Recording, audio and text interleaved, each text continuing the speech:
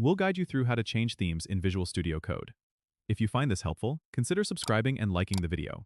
First, open Visual Studio Code on your desktop. Once you're in, look towards the bottom left corner of your screen. You'll see a gear icon, which is the settings icon. Go ahead and click on that. A menu will pop up, and from there, you need to select Themes, then Color Theme. You'll be presented with a list of available themes. You can scroll through this list and click on any theme name to preview it instantly. VSCode will switch to the new theme immediately, so you can see how it looks with your current setup. If you find one you like, just leave it selected, and that will become your new theme. If you don't see a theme you love, you can install additional themes by clicking on Install Additional Color Themes at the bottom of the list, which will take you to the Extensions Marketplace. Here, you can browse through a variety of themes created by the community.